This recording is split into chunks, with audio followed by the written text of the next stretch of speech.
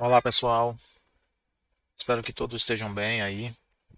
Nessa lição de hoje, nós vamos estudar um pouco as metodologias e abordagens que foram desenvolvidas e têm sido utilizadas no estudo da convecção térmica, na análise da transferência de calor através do mecanismo de convecção. A abordagem direta, né, que envolve o uso de recursos computacionais, é, como o próprio nome já diz, né, solução direta através de métodos numéricos das equações de conservação de momento, de energia. E essa abordagem obscurece um pouco a nossa compreensão física do fenômeno da convecção. Essas metodologias que eu vou mostrar para vocês agora, quer dizer, vou listar e depois eu vou abordar uma a uma os detalhes, tá? E algumas com mais detalhe e mais aprofundamento do que outras. Mas o que eu quero dizer é que essas metodologias elas têm uma fundamentação física, né? Se baseiam numa intuição física bastante forte. E por essa razão mesmo é que num curso de transferência de calor elas sempre são mostradas. Né? Todos os livros, textos abordam essas metodologias e explicam de maneira que o futuro engenheiro, né, consiga desenvolver a sua própria intuição física sobre os fenômenos, processos de transferência de calor, certo? Então vou começar aqui com a abordagem que se baseia na análise dimensional.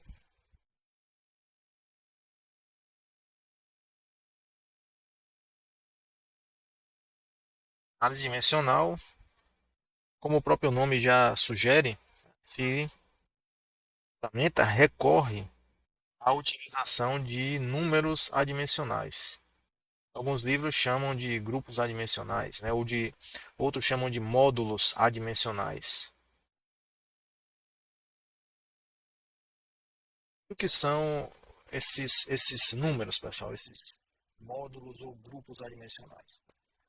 São associações de características do sistema ou de propriedades físicas dos materiais, dos componentes do sistema em estudo. E esse agrupamento é normalmente feito na forma de uma razão, de uma divisão. E de maneira que a divisão resulte em um valor que é adimensional, ou seja, ele tem, tá? É adimensional. E os números adimensionais no contexto da engenharia química, de processos químicos, são muitos, né? Vocês já devem ter visto vários destes. Né? Muito importante que é o primeiro, possivelmente, com o qual nos deparamos é o número de Reynolds. Tá? A significância do número de Reynolds é incontestável. Né? É o número adimensional que é usado para caracterizar regimes fluidodinâmicos, regimes de escoamento, laminar, transição, turbulento, certo? Fator de atrito, Fanning, fator de Darcy, são números adimensionais. Existem vários outros menos usuais que talvez vocês não recordem, né? Por exemplo, o número de Froude, né? a, relaciona, né, o movimento com a força gravitacional, é muito importante na engenharia naval, no projeto de navios, é bastante importante. O número de Weber, ou Weber, o número Mach, é muito importante na engenharia aeronáutica, relaciona a velocidade do objeto, né, do corpo, com a velocidade do som naquele meio, no ar, por exemplo. Então, muitos números adimensionais são existem, né? Foram propostos e desenvolvidos. Na transferência de calor, nós já vimos alguns. Já vimos o Biot, já vimos o número de Fourier, certo? e vamos ver outros mais. Tá? A análise dimensional é uma metodologia bastante importante. Na verdade, foi o primeiro recurso é, desenvolvido, né, e utilizado pelas ciências e pelas engenharias principalmente, tá, para criar, né, engenhar, engenheirar, vamos dizer assim, criar máquinas e essas máquinas, né, muitas vezes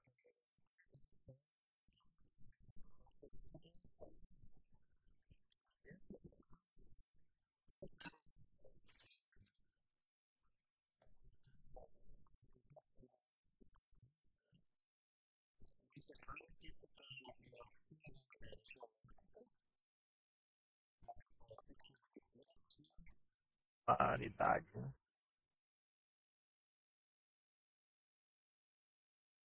geométrica e dinâmica.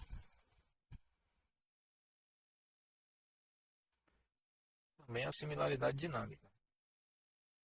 São condições sine qua non, tem que ser atendidas, né, para que seja válida a correspondência comportamento de números representados pelos números dimensionais numa escala menor e na escala real. Tranquilo? Então é muito útil, muito importante e ainda hoje nós utilizamos com frequência. Toda vez que a gente vai calcular o fator de uma perda de carga, por exemplo, em tubo, usando a equação de Darcy-Weisbach, a gente está utilizando essa metodologia. Toda vez que a gente usa lá a função de, digamos, uma correlação que permite calcular a, a temperatura, a taxa de uma letra, por exemplo. Se nós vamos usar um gráfico ou uma correlação, se for, pode ser que essa correlação seja esse gráfico, essa correlação seja baseada no número de Biot. Então, também precisamos aí da, da análise dimensional, né? Usamos hoje em dia. Tudo isso pode ser feito computacionalmente, pessoal, mas é necessário expertise para usar os pacotes computacionais, é necessário a compreensão e a intuição física para escolher as equações diferenciais corretas, os modelos corretos. Essa responsabilidade é do engenheiro, mesmo com um pacote computacional hoje em dia. E também uma intuição física muito importante para criticar os resultados, porque os resultados às vezes são incorretos e como são produzidos, né, eles são expressos em gráficos muito bonitos, em tabelas muito repleta de dados, né, detalhados, nós somos induzidos a acreditar naquela informação. E muitas vezes o resultado computacional ele padece de imprecisão e de incorreções. Né? Se a gente confiar cegamente, pode ser que a gente mande construir o equipamento e ele simplesmente não funcione. Não tenha o desempenho, a performance que foi que se tinha, né, como expectativa, certo? Então é bastante útil, mas tem um grande problema, né, uma grande limitação na análise dimensional é que ela depende de dados experimentais,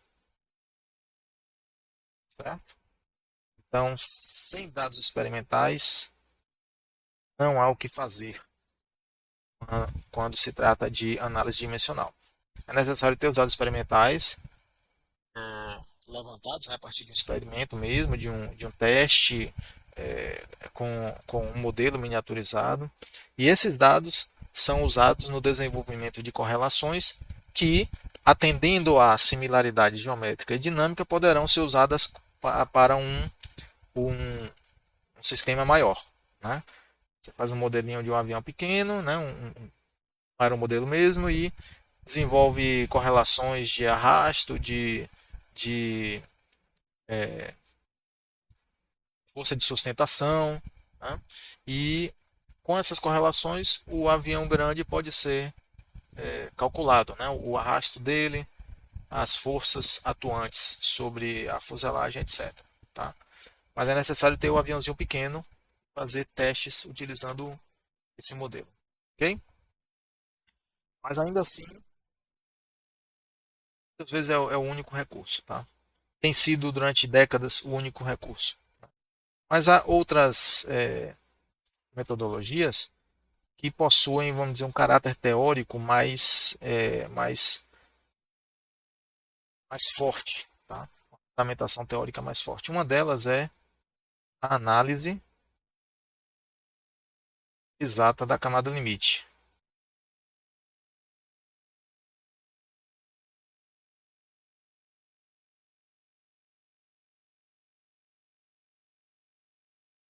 Limite, certo? Esta análise exata também é denominada de análise de von Karman ou método de von Karman. Aliás, o item C é que nós vamos, que eu vou falar para vocês, que a análise, eu vou colocar logo aqui para fazer um comparativo entre elas. Análise integral aproximada.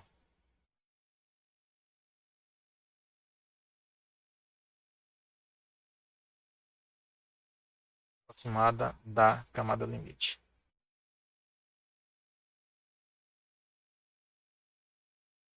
Esse sim é o método de von Karman.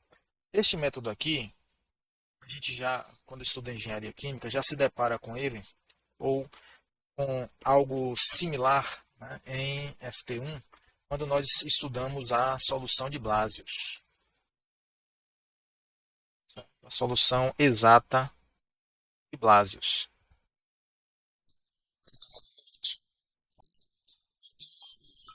A análise exata da camada limite para a transferência de calor é baseada diretamente na solução de Blasius. Okay? E ela permite calcular coeficiente de convecção e taxa, similarmente ao que foi feito, né, com a solução de Blasius para a transferência de momento, né, que permite calcular a força de arraste, por exemplo, sobre uma placa plana. Aqui no caso, a análise exata da camada limite é uma extensão da solução de Blasius, só que para a equação de conservação da energia simplificada com as mesmas hipóteses de camada limite que Blasius utilizou lá, no método dele. Tranquilo? Então, é uma extensão da solução de Blasius, podemos dizer assim. A análise integral aproximada é um método, né, uma metodologia, uma abordagem que suplanta algumas limitações da solução de Blasius. Quais? Né? Uma delas, muito importante, é que a solução de Blasius está limitada ao regime laminar. É uma limitação fácil.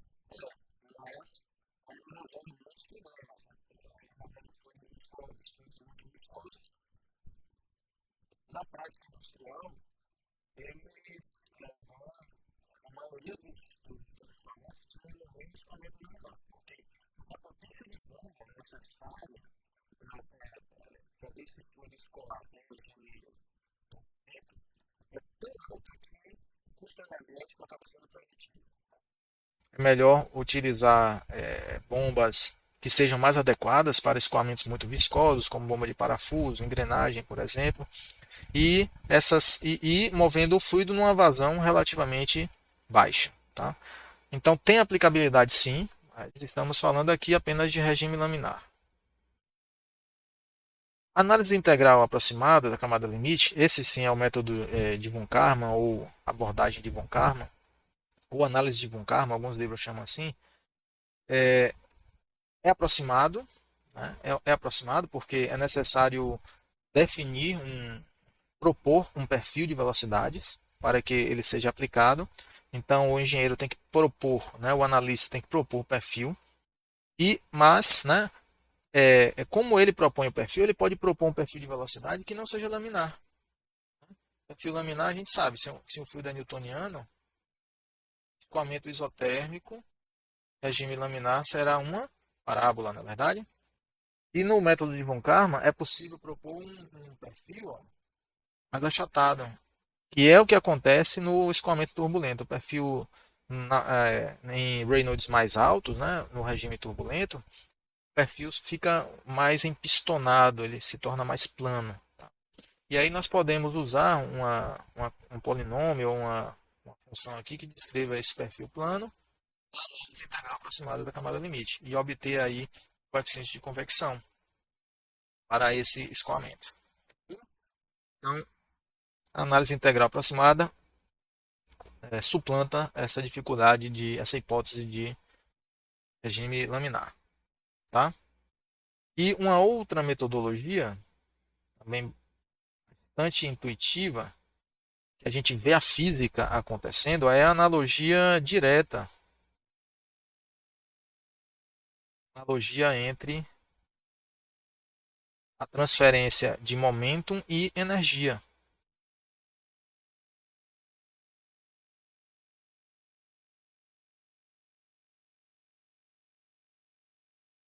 Tranquilo?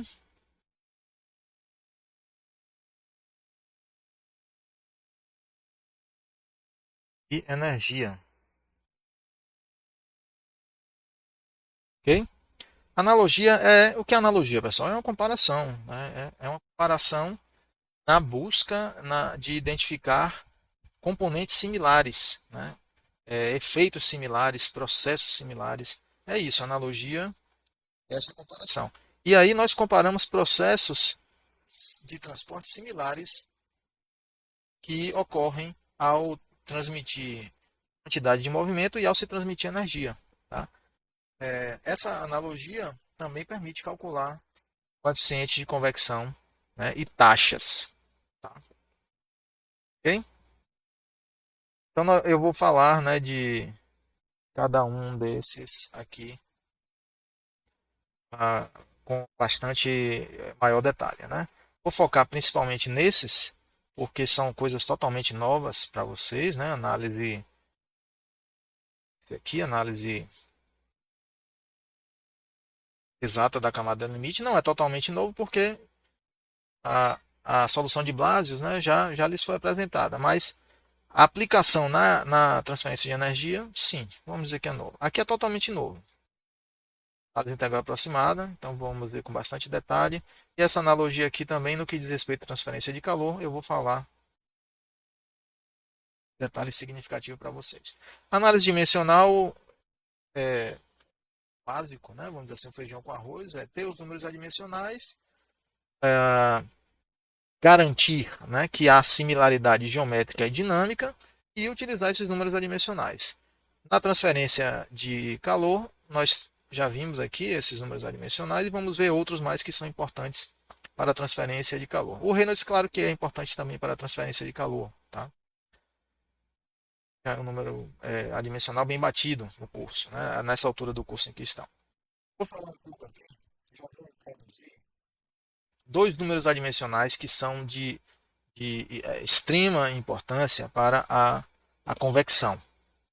Tá? Vou dizer aqui que são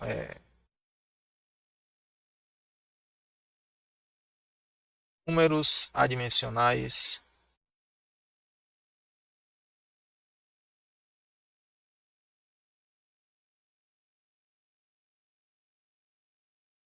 para convecção. Okay?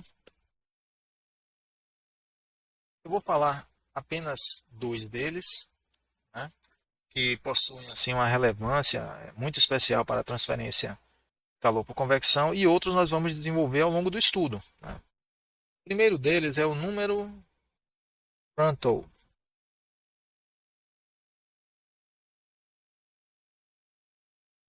Certo? Se escreve assim, ó, Prandtl. Prandtl, né? A pronúncia aí é livre, fica a cargo de vocês. Eu já vi chamarem de Prandtl, né? Prandtl, Prandtl, Prandtl. O pessoal costuma chamar de Prandtl.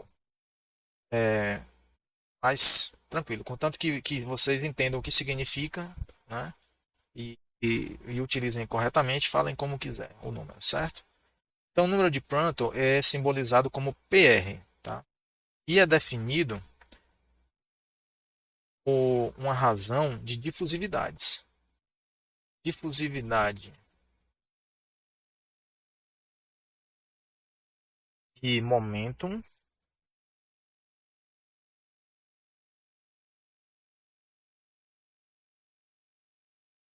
Tá? Momentum é quantidade de movimentos, tá, pessoal? Só isso. Né? É uma palavra em latim para quantidade de movimento. e a difusividade térmica.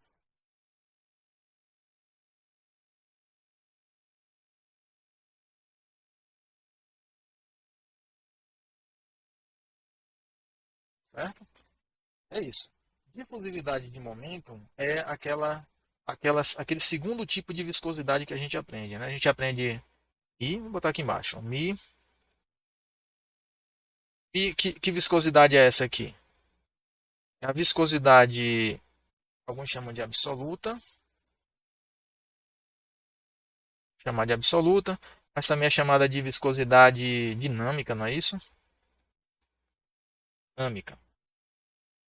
Tem aquela outra que é a viscosidade cinemática. Verdade?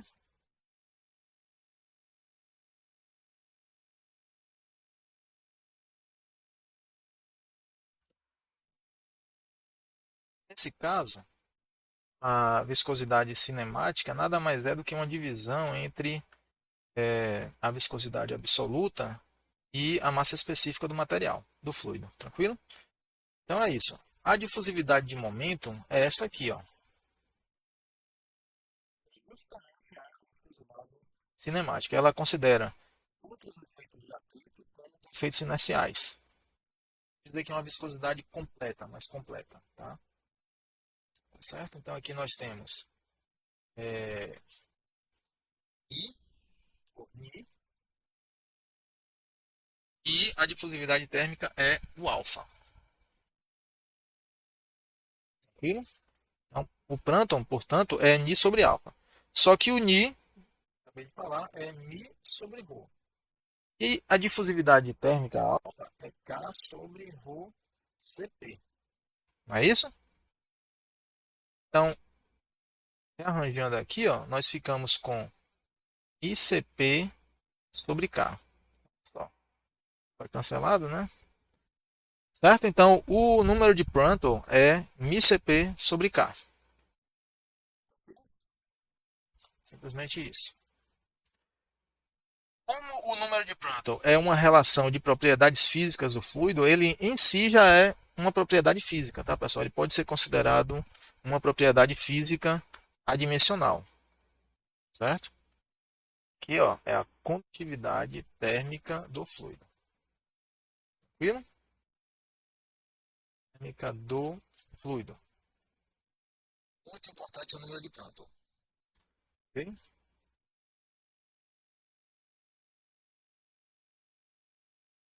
Outro número adimensional que já vamos adiantar aqui, também é outro de grande importância, é o número de Nusselt.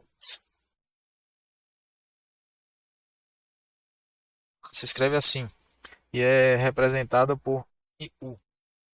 Tá? O número de Nusselt ou de Núcio, também se quiser chamar assim, algumas pessoas chamam desse jeito. O número de Nusselt, ele tem um, um processo dedutivo um pouco mais elaborado. Eu vou fazer aqui com vocês, seguindo o passo a passo como manda o figurino. Vamos iniciar com uma placa plana. Vou desenhar aqui uma placa plana, olha só. E o fluido que está escoando sobre essa placa plana terá uma velocidade longe da superfície da placa de V infinito. Tranquilo? Para esse fluido, nós podemos desenhar aqui uma distribuição de velocidade. A distribuição de velocidades será mais ou menos assim. Temos aqui uma velocidade. Ela vai ser zero na placa, usando uma daquelas premissas que eu comentei na aula passada, né, na lição anterior, que é o princípio da aderência. Vamos assumir que a primeira lâmina de fluido em contato com a placa, né, com a superfície sólida, está parada, está estagnada. É o princípio da aderência ou princípio do não deslizamento. Então, a velocidade aqui do fluido é zero, rente à placa, e vai aumentando até atingir o infinito, né, uma certa distância da placa. Vou orientar um eixo Y aqui para a gente se referir a ele como, né, como ferramenta, né, para cálculo de distâncias, né, em relação à placa. Aqui a velocidade vai variando, então nós temos uma velocidade Vx que varia com y. A partir de uma certa distância da placa, a velocidade não varia mais. Ela praticamente se torna V infinito dali para frente. É nessa posição, pessoal, que nós temos a camada limite. Fim da camada limite. Né? A camada limite é onde, por definição, está concentrada 99% da variação. É uma definição arbitrária. Inclusive, foi uma definição posta por Blasius na sua teoria de análise exata da camada limite. 1% da velocidade acontece fora da camada limite. 99% acontece dentro, o que é bastante coisa. Né? Praticamente toda a variação de velocidade está na camada limite, dentro da camada limite. E aí, temos já o nosso perfil de velocidades. Vamos colocar agora o calor, né? A transferência de calor. Essa placa está com a temperatura TS, diferente da temperatura do fluido, que está na temperatura T infinito. Ok? Tal qual a velocidade, nós podemos também imaginar aqui, delinear uma distribuição de temperaturas. Vou desenhar aqui, ó. Para que essa curva, né, o perfil aqui fique parecido com o de velocidades, eu vou desenhar, eu vou plotar aqui, ó, não a temperatura diretamente. Eu vou plotar Ts menos T do fluido. Lembrando que T do fluido será uma função de y. Por que uma função de y? Veja só, pessoal. Usando a nossa premissa lá do princípio da aderência, a primeira lâmina de fluido não vai estar junto da superfície sólida, não vai estar aderida a ela. Então, rapidamente haverá um equilíbrio térmico, não é isso? Ou seja, o primeiro fluido, os pacotes de fluido aqui, juntos adjacentes à superfície sólida, terão a mesma temperatura da superfície sólida.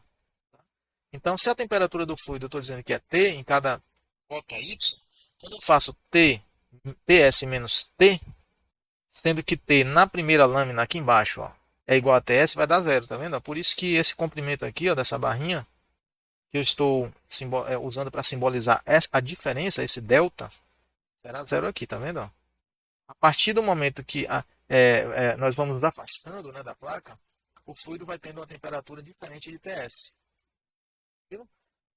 Para entender de uma maneira mais intuitiva, vamos assumir, né, admitir que o Ts é maior do que o T.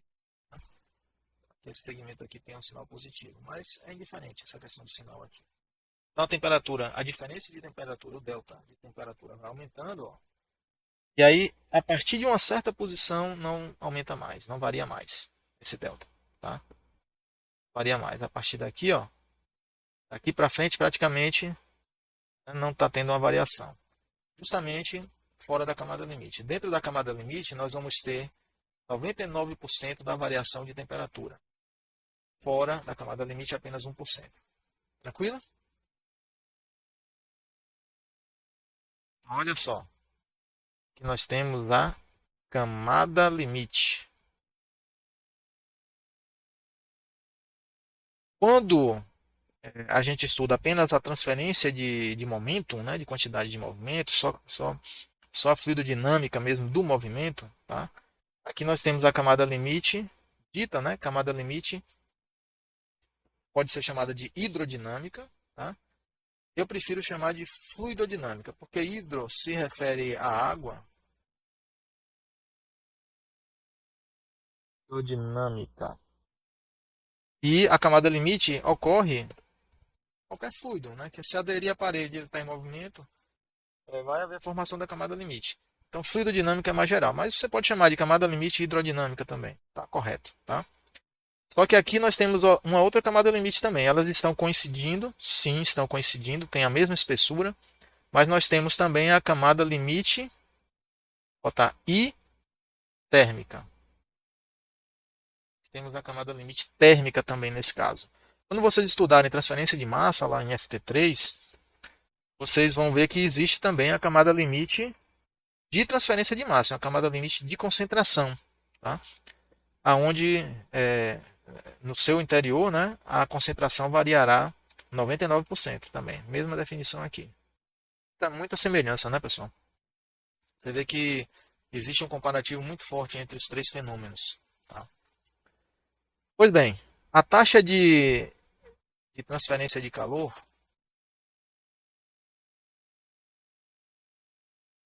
taxa térmica, entre a superfície e o fluido,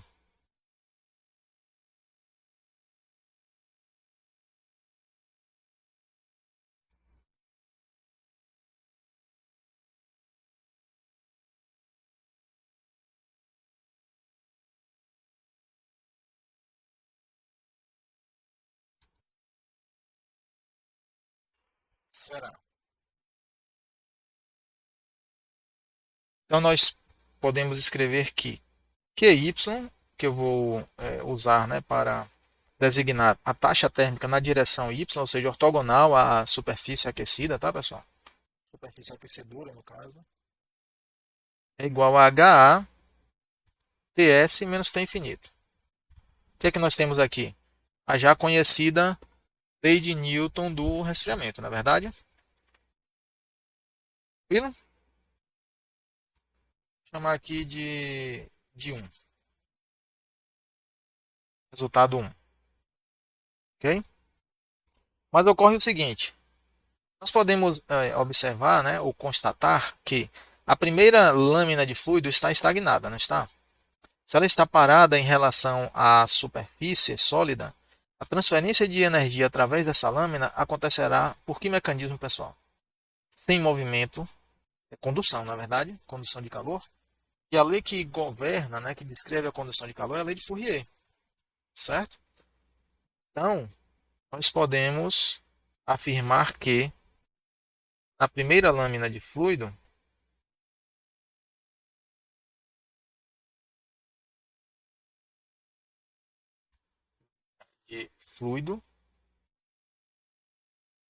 junto à parede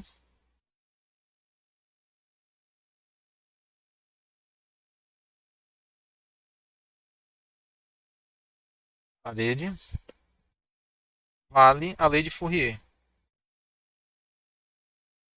Entendem? Porque a transferência será através do mecanismo de condução, difusão térmica. Tranquilo? Então nós podemos dizer que QY é igual a menos KA dt dy.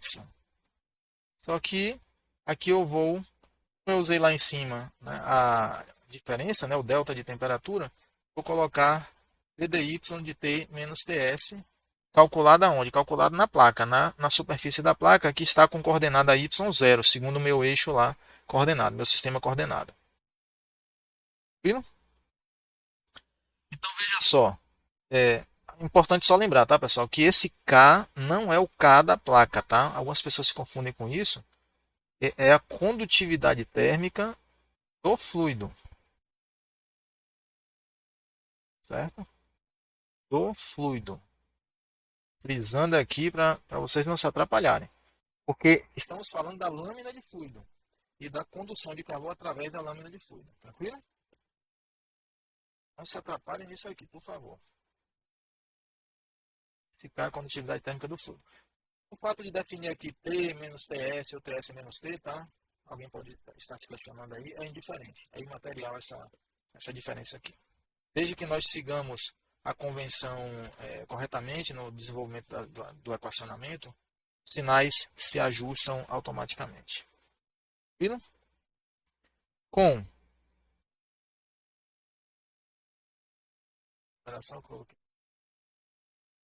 1 e 2, temos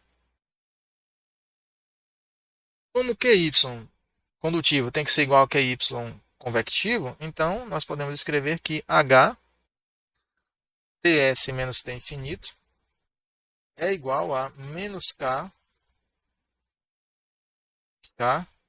ddy de T menos Ts. Bem? Será nosso resultado 3. Onde, fazendo apenas uma pequena álgebra aqui, nós obtemos que H sobre K é igual a ddy de ts menos t, calculado na placa, em y igual a zero, dividido por ts menos t, enfim. Ok? Nosso resultado 4. Pois bem, olha só. Esta equação 4 tem dimensão de comprimento a menos 1, tá? Inverso de comprimento. Tá aqui. A equação 4 tem dimensão de L a menos 1. 1 sobre metro, 1 sobre pé, tá? De maneira que pode ser adimensionalizada simplesmente multiplicando por, por metro, por comprimento. Tá? Podendo ser adimensionalizada.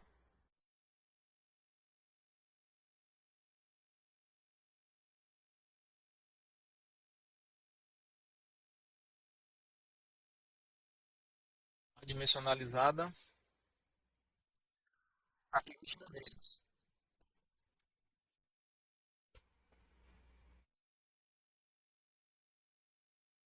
H sobre K é comprimento a menos 1. Então eu vou simplesmente multiplicar por L. Aí eu adimensionalizei, correto? E isso aqui vai ser igual a ddy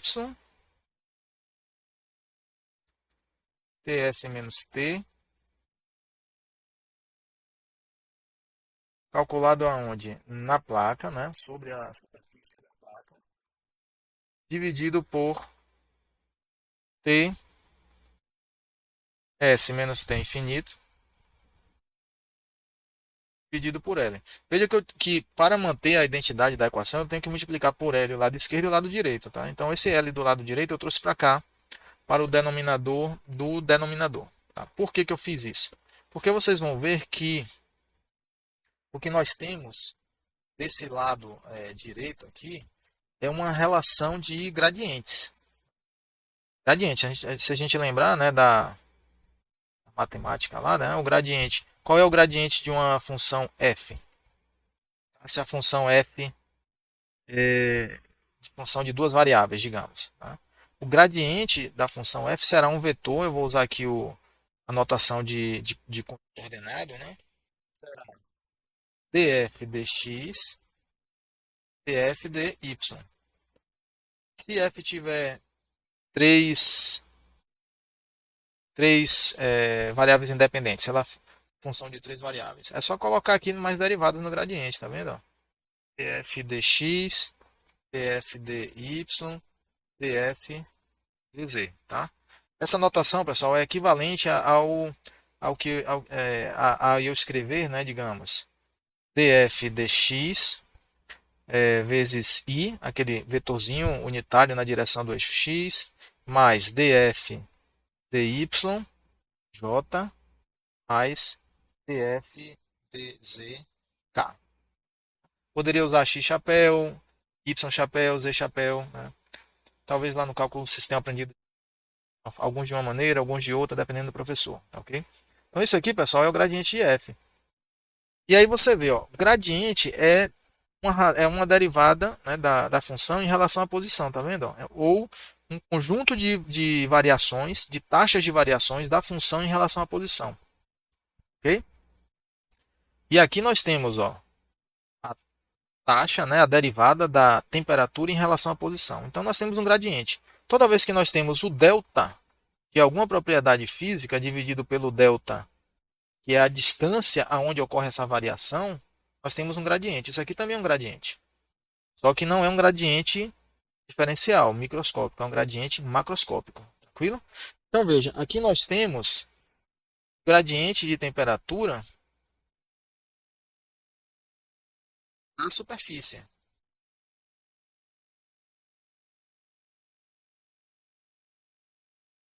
É o gradiente de temperatura exatamente na superfície, porque estamos avaliando em y igual a zero, tranquilo? E aqui embaixo nós temos um gradiente médio. Olha só se não é um gradiente médio. É uma diferença de temperatura entre a placa e o T infinito lá longe da placa, dividido por um L, né? Um L que pode ser, esse L até o momento ele é indefinido, né? Ele será um comprimento característico. Mas ele pode ser uma medida de distância em relação à placa. É um gradiente, né? Define um gradiente médio. Ele pode ser o comprimento de uma placa. Também define um gradiente médio. Né? Não exatamente no conceito de gradiente, porque a variação tem que ser ortogonal à medida dessa distância. Né? A definição rigorosa de gradiente é essa.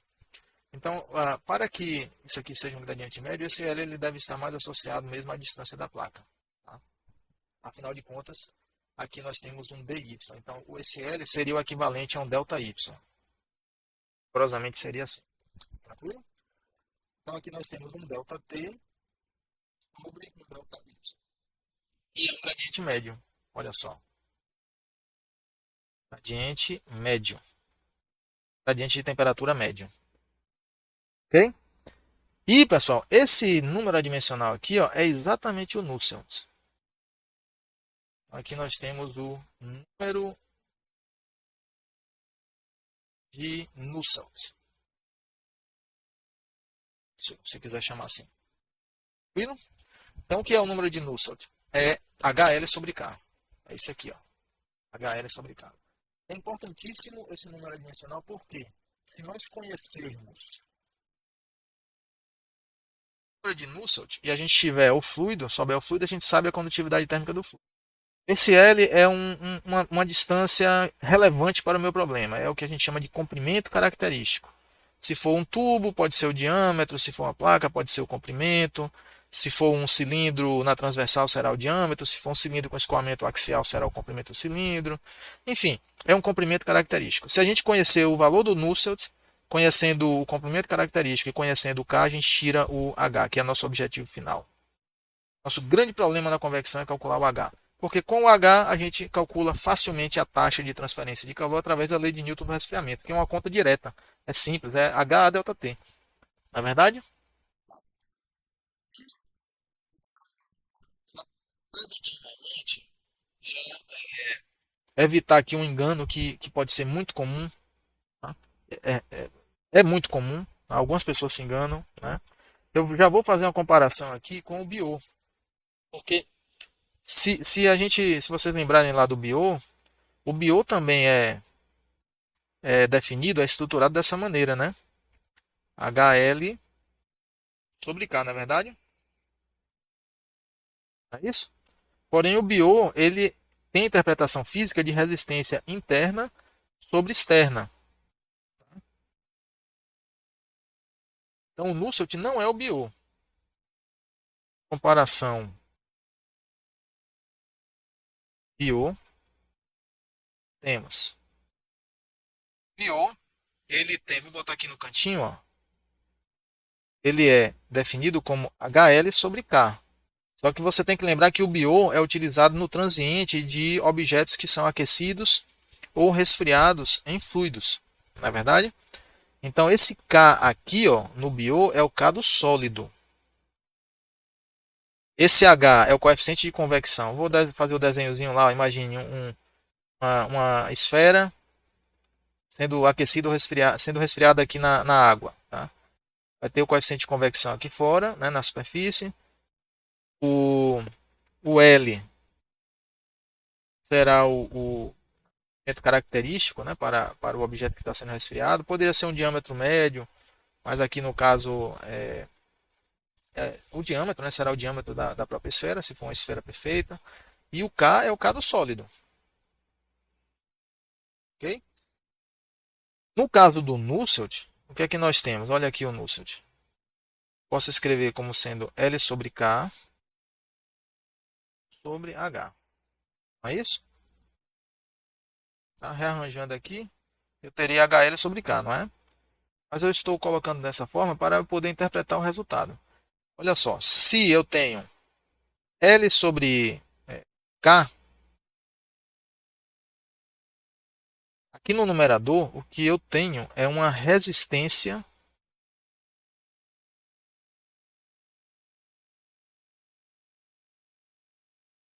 condutiva do fluido.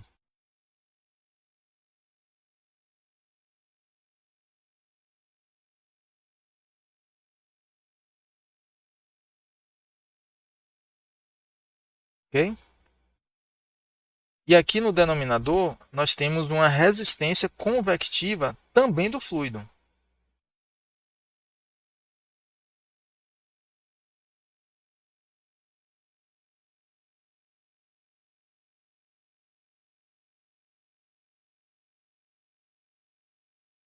Certo? Essa resistência condutiva do fluido, ela seria a resistência, ela está associada àquela resistência lá na camada limite da resistência condutiva da lâmina estagnada. Tá?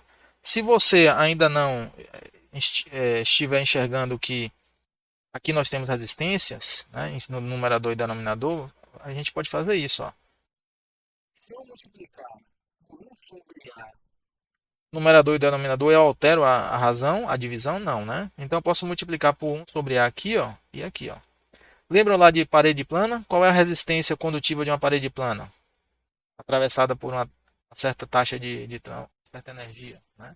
A resistência condutiva não era L sobre Ka, onde L é a espessura da parede, K é a condutividade térmica da parede, A é a área da parede. Né? Então, olha só, L sobre Ka é a resistência condutiva de uma parede. Então, realmente aqui nós temos resistência condutiva. E lá na introdução de convecção, nós não vimos que a resistência convectiva, a expressão, né, se a gente tem aqui uma superfície, trocando energia com o fluido, aqui nós temos um H, resistência condutiva é 1 sobre HA, olha aqui, ó, resistência condutiva, 1 sobre HA. Okay? Então nós temos, ou condutiva não, desculpe, convectiva, tá? Resistência convectiva, 1 sobre HA. Então aqui resistência condutiva sobre resistência convectiva, só que ambos do fluido. No BIO, o que nós temos é resistência interna sobre externa. Resistência interna é resistência condutiva do sólido. Certo? Ficou aqui apertadinho para escrever. Se eu consigo trazer.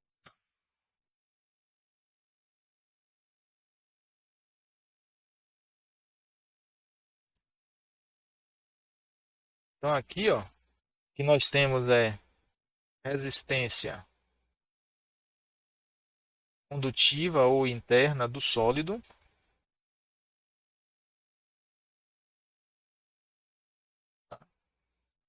dividido pela resistência convectiva do fluido que banha o sólido. Ok? Mas a diferença crucial, pessoal, é essa aqui. Ó. Aqui é o K do sólido. Tá? Não se atrapalhem com isso. Pelo amor de Deus, tá ok? E aqui, ó, vou até escrever aqui, ó, é o K do fluido. K do fluido que está realizando a convecção. Então, o NUSO é HL sobre K, o BIO também é HL sobre K, mas são números adimensionais totalmente diferentes um do outro, tá? Não tem nenhuma relação na verdade. O propósito é diferente, a definição é diferente, a constituição é diferente. Só apenas a semelhança da formulação em termos de letras usadas é a mesma, tá certo? Ok? Então até o próximo vídeo, um abraço.